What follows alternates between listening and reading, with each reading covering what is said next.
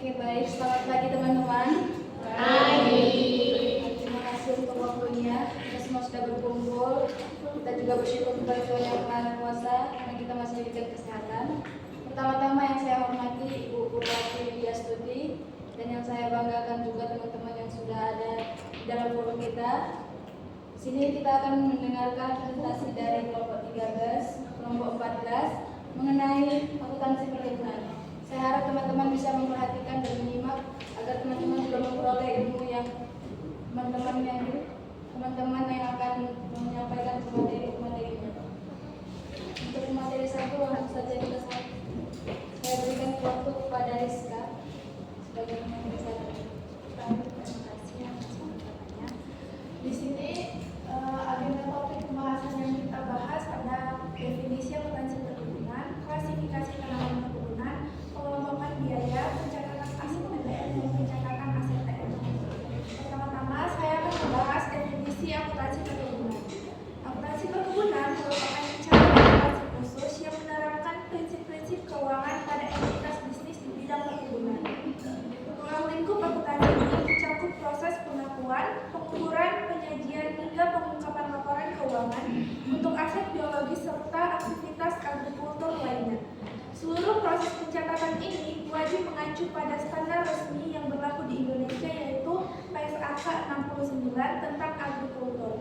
Standar ini berfungsi sebagai panduan utama agar perusahaan perkebunan dapat melaporkan kondisi keuangannya secara transparan dan seragam sesuai dengan regulasi yang berlaku. Di dalam praktik akuntansi perkebunan ini terdapat 3 komponen utama yang saling berkaitan erat sebagai berikut. Yang pertama ada aset biologis, standar PSAK 69 dan nilai wajar. Yang pertama kita akan membahas aset biologis. Komponen ini merujuk pada hewan atau tanaman hidup yang dikelola secara aktif oleh perusahaan untuk menghasilkan produk agrikultur. Karakteristik unik dari aset ini adalah adanya proses transformasi biologis seperti pertumbuhan pohon kelapa sawit atau karet yang nilainya terus berubah seiring berjalannya waktu hingga masa panen tiba. Selanjutnya itu ada kedua, standar PSAK 69. Standar ini secara khusus mengatur perlakuan akuntansi untuk setiap perubahan fisik dan nilai pada aset biologis tersebut. Dengan adanya regulasi ini, perusahaan memiliki acuan yang jelas mengenai kapan sebuah tanaman atau hewan mulai dicatat sebagai aset serta bagaimana hasil panennya harus dinilai dalam laporan keuangan. Yang ketiga ada nilai wajar atau fair value. Metode ini digunakan sebagai dasar pengukuran aset biologis, di mana nilai aset ditentukan berdasarkan harga pasar saat ini dikurangi dengan estimasi biaya untuk menjualnya. Biaya penjualan tersebut mencakup pengeluaran langsung seperti ongkos pengangkutan ke pasar, komisi broker, dan biaya transfer komoditas agar aset tersebut siap dijual. Baik, pada slide selanjutnya saya akan menjelaskan mengenai klasifikasi tanaman perkebunan. Berbeda dengan perusahaan yang lainnya, di perkebunan ini klasifikasi tanamannya itu terbagi menjadi 2, yaitu TBM dan juga TM. TBM yaitu tanaman belum menghasilkan, yang mana pada masa ini TBM itu tidak mengeluarkan hasil produksinya, buah dan yang lainnya. Tanaman yang belum mencapai dan juga tanaman belum menghasilkan ini yaitu tanaman yang belum mencapai usia produktif. Biasanya pada pohon kelapa sawit TBM ini dari tahun pertama sampai tahun ketiga. Lalu biaya masih dikapitalisasi sebagai aset. Ketika tanaman ini masih dicatat sebagai TBM, maka di neraca akan dicatat sebagai aset.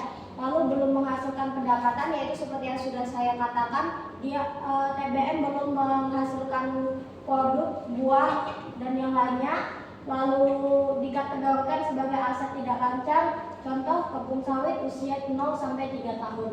Lalu ada tanaman menghasilkan, yaitu tanaman yang sudah mencapai usia produktif, yaitu tadi TBM 0 sampai 3 tahun, maka di TM 4 tahun sampai seterusnya.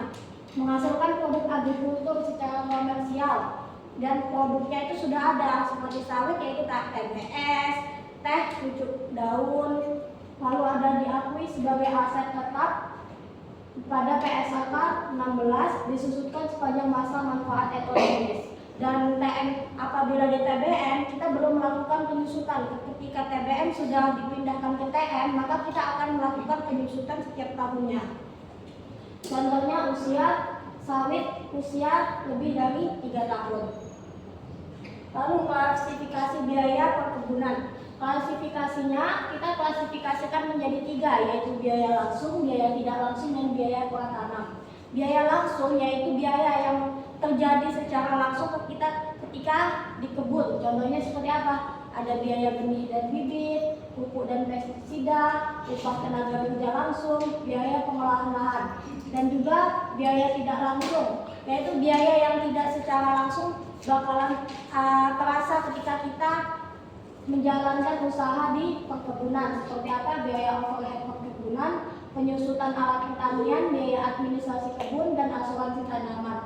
Lalu ada biaya pratanam, yaitu biaya yang dikeluarkan sebelum kita melakukan penanaman bibit, yaitu ada land clearing dan pembukaan, pembersihan lahan dan pembukaan lahan, pembuatan jalan kebun, drainase dan irigasi, pembuatan jalan air, dan biaya persiapan lahan.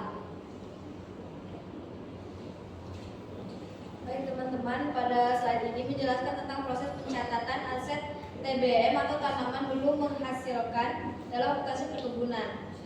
Tahap pertama yaitu perolehan bibit. Saat usaha membeli bibit, pencatatan dilakukan dengan mendebit akun TBM dan mengkredit kas atau hutang. Kemudian tahap kedua yaitu biaya pemeliharaan. Biaya seperti pupuk, perawatan, dan tenaga kerja kebun dikapitalisasi ke akun TBM karena masih memberikan manfaat di masa depan. Kemudian yang ketiga yaitu biaya overhead. Biaya tidak langsung seperti pengawasan atau operasional kebun juga dialokasikan ke TBM agar seluruh biaya pengembangan tanaman dapat tercatat dengan lengkap dengan debit TBM dan kredit biaya overhead. Tahap terakhir yaitu transfer ke TM atau tanaman menghasilkan. Jika tanaman sudah siap menghasilkan, maka seluruh saldo TBM dipindahkan ke akun TM dengan mendebit akun TM dan kredit TBM. Untuk contoh jurnalnya itu misal biaya pupuk TBM 500, maka di jurnal debit tanaman belum menghasilkan 5 juta, kredit kas atau bank. Kemudian ada pencatatan dan penyusutan TM. Yang pertama yaitu transfer dari TBM ke TM. Ketika tanaman sudah mencapai usia produktif, semua biaya yang selama ini ditumpuk di akun TBM dipindahkan ke akun TM. Jurnalnya yaitu debit tanaman menghasilkan dan kredit tanaman belum menghasilkan. Artinya, aset yang tadinya masih dalam proses tumbuh sekarang resmi diakui sebagai aset tetap yang siap digunakan untuk menghasilkan pendapatan. Kemudian ada penyusutan TM. Karena TM sudah jadi aset tetap, maka wajib disusutkan seperti aset tetap lainnya. Penyusutan dicatat setiap akhir periode akuntansi, mencerminkan penurunan manfaat ekonomi dari tanaman seiring berjalannya waktu. Jurnalnya yaitu beban penyusutan TM dan kredit akumulasi penyusutan TM. Kemudian yang terakhir yaitu pemberhentian aset. Di sini dilakukan pemberhentian aset, nilai buku yang tersisa diakui sebagai kerugian. Jurnalnya yaitu akumulasi debitnya akumulasi penyusutan TM, kerugian pelepasan TM, dan kreditnya tanaman menghasilkan. Kerugian muncul karena tanaman sudah tidak bisa memberi manfaat ekonomi tapi nilai bukunya belum nol.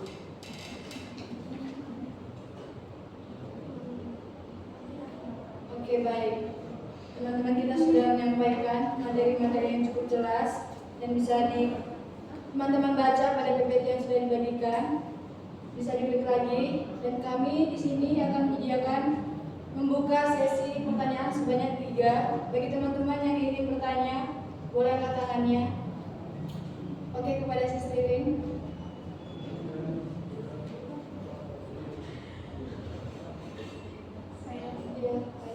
Perkenalkan, nama saya Lydia dari kelompok 13. Saya ingin bertanya kepada kelompok 14. Jika kebun kena hama dan nilainya turun, bagaimana perlakuan akuntansinya?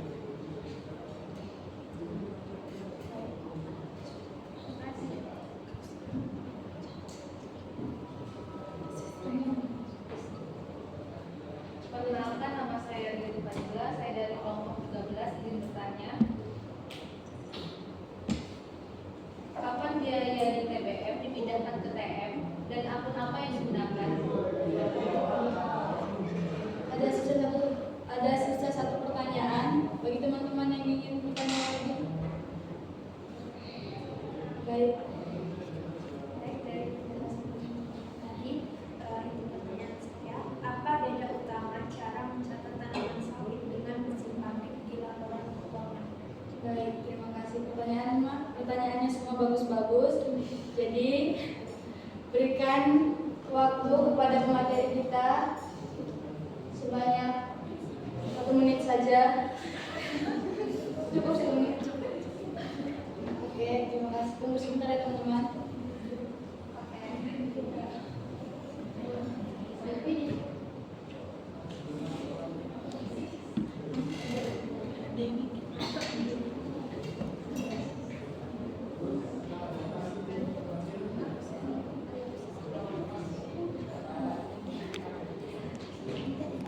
Oke, baik teman-teman. Karena pemateri kita sudah mendapatkan jawabannya, berikan waktu mereka untuk menyampaikannya. Dan kepada penanya mohon disimak supaya bisa memahami jawaban dari pemateri. Silakan. Tadi jawaban dari Mbak Oli, jika kebun terkena hama ya. Nah, jika kebun itu terkena hama, maka kita akan menurunkan nilainya.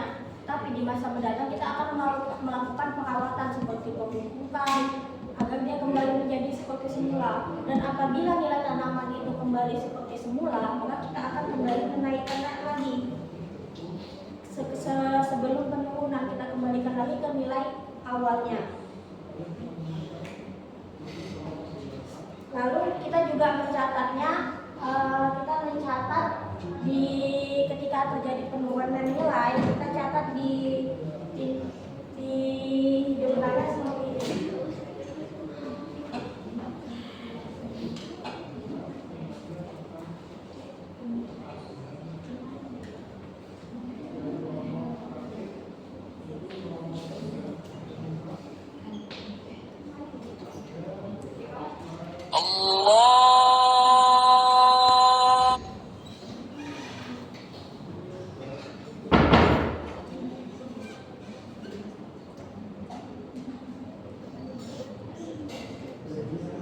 Lalu ketika perkebunan itu kembali pulih, kita catat seperti ini.